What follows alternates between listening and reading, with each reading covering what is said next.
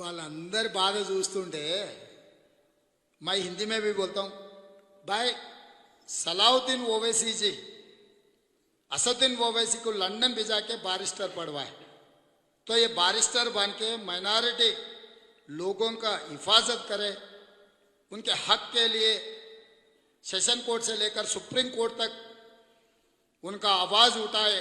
इसीलिए सलाउद्दीन ओवैसी जी इनको बारिस्टर पढ़ाए। इन एक केस में अंदर गए तो इनका वकील कौन है, इनको बेल दिलाए से वाले कौन है? दुब्बा का एमएलए रघुनंदन राव। रघुनंदन राव कौन है? बीजेपी का एमएलए। बारिस्टर खुद का केस खुद का वकालत कर सकते हैं। बारिस्टर नहीं, आम आदमी भी खुद का वकालत कर ले सकते, कोई वकील को रखने का जरूरी नहीं है।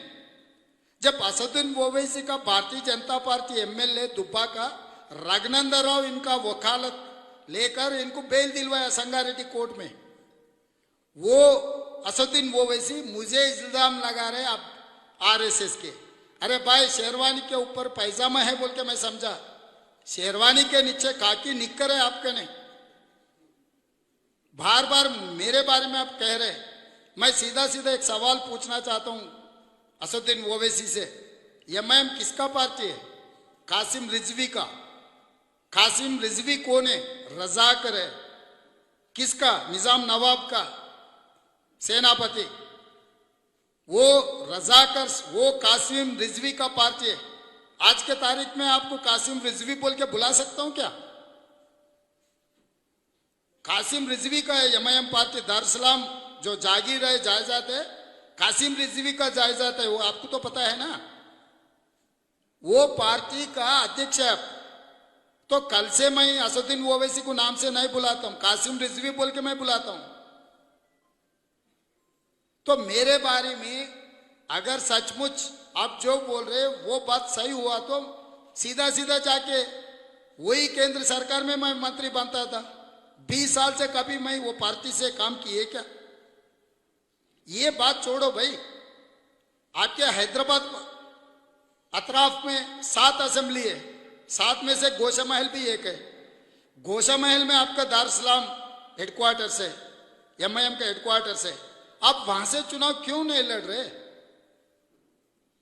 वहां का एमएलए राजा सिंह से क्या दोस्ती है आपका? मैं सीधा जवाब मांग रहा हूं असदुद्दीन ओवैसी से। जहां पर अजहरुद्दीन साहब जुबली हिल से चुनाव लड़ रहे, एक माइनॉरिटी को जिता के हिंदुस्तान का शान, हिंदुस्तान का निशान अजहरुद्दीन को हम एमएलए बनवा के आगे सरकार में उनको अच्छा पोजीशन देने के लिए, एक माइनॉरिटी नेता बनाने के लिए हम लोग कोशिश किए, तो उनके खिलाफ और एक माइनॉरिटी को चुनाव में लड़वा के आप उनको हराने के लिए कोशिश कर रहे। जहां पर गोशा महल में राजा सिंह आपके जानी दुश्मन बोलते, आप और आपके परिवार के बारे में कितने गंदे गंदे बातें बोलते हो। वो राजा सिंह के खिलाफ आप चुनाव क्यों नहीं लड़ रहे भाई? आप और आपका भाई कोई ना कोई लड़ो, और तीसरा भाई भी है, तीसरा भाई को वहां से चुनाव लड़वा दो। वो तीसरे तो काली है ना, तीसरे से राजा सिंह के खिलाफ चुनाव लड़ाओ। अगर आप लोग नहीं तो आपके दोस्त है ना, और एक हमारे माइनॉरिटी नेता, सीनियर नेता शबीर अली जी को हरवाने के लिए कामारेड्डी भेज दे, आपके दोस्त केसीआर को। वो केसीआर को यहां से गोशा महल राजा सिंह के खिलाफ चुनाव लड़वा दो भाई। वो योगी का कितना खास आदमी है, योगी आदित्यनाथ का कितना खास आदमी है राजा सिंह। वो बुलडोजर पार्टी है ना, सो बुलडोजर को हराने के लिए अब चुनाव ही नहीं लड़ रहे। फिर आप आके रेवंत रेड्डी आरएसएस का है, रेवंत रेड्डी लाठी घुमाए, रेवंत रेड्डी ये किए, रेवंत रेड्डी वो किए। ये सब सारे जो कॉन्स्पिरेसी है केसीआर को, आपके दोस्त को, चोर को बचाने के लिए, आप ऐसे झूठे बातें मत बोलो। असदुद्दीन ओवैसी आपके वकील कौन है? बस इतना जवाब दो। रघुनंदन राव आपको बेल दिलवाया नहीं दिलवाया? रघुनंदन राव बीजेपी का एमएलए है या नहीं है? गोशा महल के राजा सिंह के खिलाफ आप क्यों नहीं लड़ रहे? मेरा ये 2 सवालों को आप जवाब दो। बात की बात दूसरे बात करेंगे। और तीसरी बात ये भी, हाँ, यहां पर मैं सवाल करना चाह रहा हूं। अकबरुद्दीन ओवैसी, असदुद्दीन ओवैसी मुझे बोल रहे अब संघ परिवार के है नहीं है, भाग्यलक्ष्मी मंदिर में आ जाओ, भाग्यलक्ष्मी मंदिर में अब बयान दे दो। भाई मैं तो हिंदू हूं, मैं भाग्यलक्ष्मी मंदिर को मानता हूं, मैं इससे पहले भी गया, आगे भी जाऊंगा। मगर आप कब भाग्यलक्ष्मी मंदिर को मानने में लग गए? योगी आदित्यनाथ दास और अमित शाह वहां पर दर्शन करने के बाद आप ही यकीन करना शुरू कर दिए क्या? बुलाना था जहांगीर पीरला दरगाह में, बुलाना था दिल्ली में निजाम के जो दरगाह है, दरगाह में आओ, दरगाह में उठाओ बोल के कुछ बोलना था। अब दरगाह में नहीं बुला रहे, भाग्यलक्ष्मी मंदिर में मुझे बुला रहे। मेरे कोई एतराज नहीं वहां पर आने के लिए। उसके साथ साथ और एक सवाल मैं पूछना चाहता हूं आपसे। योगी आदित्यनाथ दास और अमित शाह के कास पट्टा, उसके दिमाग, उन लोगों के दिमाग में, दिल में जो है वही काम करते। बीजेपी का एमएलए, सीनियर नेता, उसका नाम नहीं लेता हूं क्योंकि ठीक नहीं रहता, कितने बार आपके घर में, शास्त्रीपुरम आपके महल में दावत दिए। कर्नाटका चुनाव में आपके ही गाड़ी में वो कर्नाटका चुनाव बीजेपी का काम किए उन्होंने। ये सच है नहीं है? मैं वही भाग्यलक्ष्मी मंदिर में गीता मैं उठा के मेरे सर पे लगा के मैं जो बोल रहे आप, मैं कसम खाता हूं, आपको हिम्मत है मक्का मस्जिद में कुरान उठा के सर पे लगा के मेरे घर पे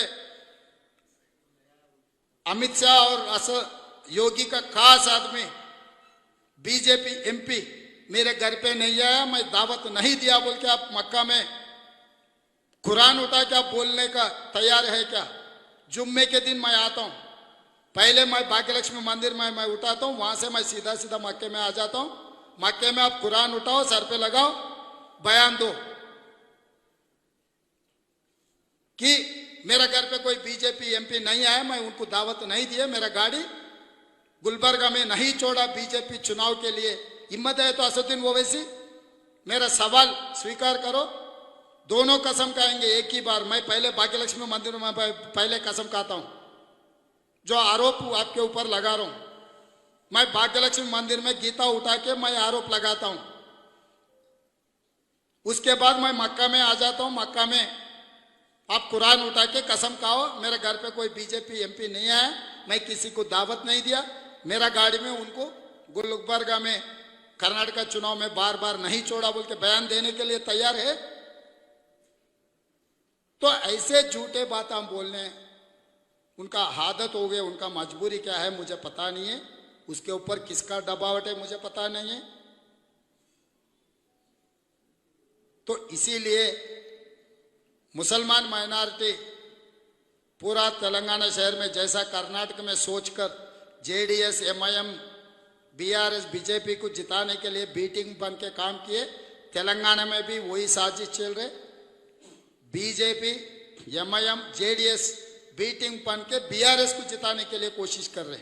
वहां पर बीजेपी को जिताने के लिए ये तीन लोग बीटिंग बन गए, यहाँ पर बीआरएस को जिताने के लिए बीजेपी जेडीएस एमआईएम बीटिंग बन के बीआरएस को जिताने के लिए कोशिश कर रहे। होशियार रहिए, आने वाले दिनों में जो फैसला करना है, जो सेक्युलर सरकार, मैं हमेशा नहीं रहता हूं कांग्रेस के अध्यक्ष, 3 साल या 4 साल रहता हूं, उसके बाद अजहरुद्दीन साहब भी बन सकता, नहीं तो शबीर अली जी साहब भी बन सकता, अनिल कुमार यादव भी बन सकता। ये कांग्रेस पार्टी है, कोई हमेशा कुर्सी में नहीं बैठते। गांधी परिवार हट के मल्लिकार्जुन खड़गे जी को अध्यक्ष बनाए। ये पार्टी देश को आज़ादी दिलाए सो पार्टी, ये पार्टी तेलंगाना को आज़ादी दिलाए सो पार्टी, ये पार्टी सेक्युलर पार्टी है। ये देश में सेक्युलरिज्म को बचाने के लिए महात्मा गांधी जी से लेकर इंदिरा गांधी जी, राजीव गांधी जी शहीद हुए, जान कुर्बानी दे दिए। ऐसे पार्टी के ऊपर आप ऐसे इल्जाम लगा रहे कि आपको भी चेक करना पड़ेगा, अंदर पैजामा है नहीं तो काकी निक्कर है, चेक करना पड़ेगा।